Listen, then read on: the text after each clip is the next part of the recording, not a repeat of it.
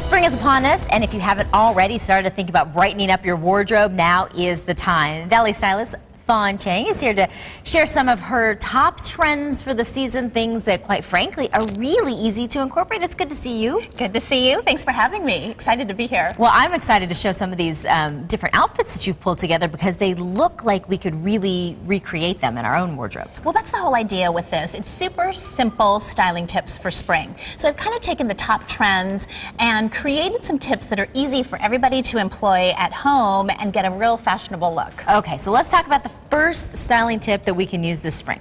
The first styling tip is wear something unexpected.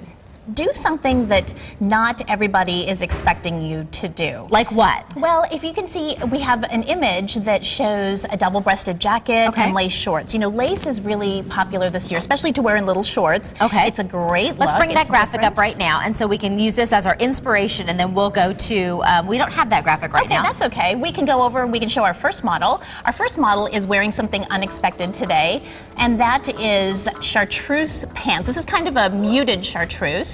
And you can see that it's a color that you really wouldn't expect. Right. Generally, we'll look at a nude and we'll think of something like a tan, a cream, a black. Try a bold or a pop color or a different color on the bottom and then do a nude on top. I'm loving this color right here. And so I like the idea of putting that color on the bottom too, because maybe right by our face that color wouldn't work for everybody, but down below, if you're using something that's much more subtle on the top, then you create that universal look. Exactly, and you're going to want to think about your body parts as well. These kinds of pants are going to look best on a body that has a slimmer waist and longer legs. Okay, very good. All right, so thank you very much, and love that top.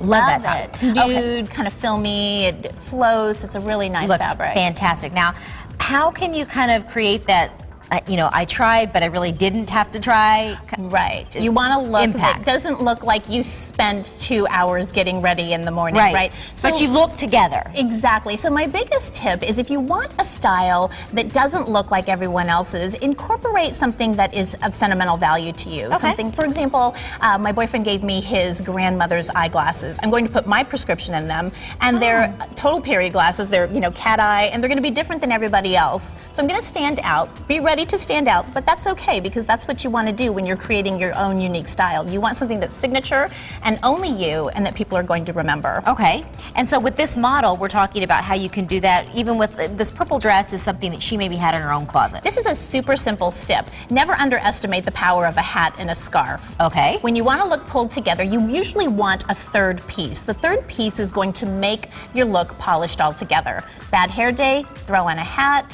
Who can wear those kind of hats? Because I think people look so stylish, but I feel like such a dork when I put them on. You've raised a really great point. I'm so glad that you said that because the fedora, which is what this hat is a look. It's not necessarily a function. The fedora is meant to be worn with kind of an attitude because it sits low on the forehead and it tips downward, which I kind of like it because if you've had a long night the night before, you were up late working or something, it's a look that's kind of, you know, it's a little sassy. It's definitely got some attitude. Don't you think, Andy? You know what? At the end of the show, we'll put that on you and we'll be the judge. She's going to look fabulous. Yeah, we will do it. But then when you add the sunglasses and the scarf, then all of it becomes fabulous. I think it's because I don't try hard enough the other days that when I do, you know, try and implement one of these style trends, then you feel like I just woke up trying. You feel like it's too much. Just start slow. Start slow, and then after about 3 or 6 months, people start expecting that of you. Oh, okay. You know good what tip. I mean? Very good tip, yeah.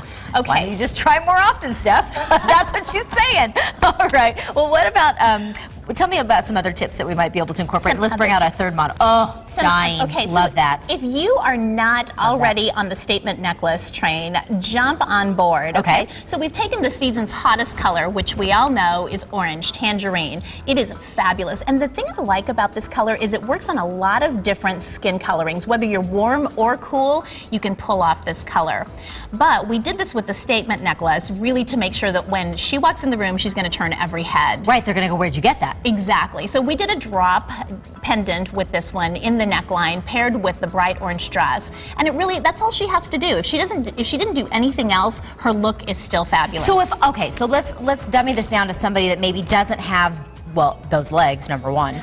But let's say that they were just wanting to look just a little pop of style. They had some shorts, they had a white V-neck tee.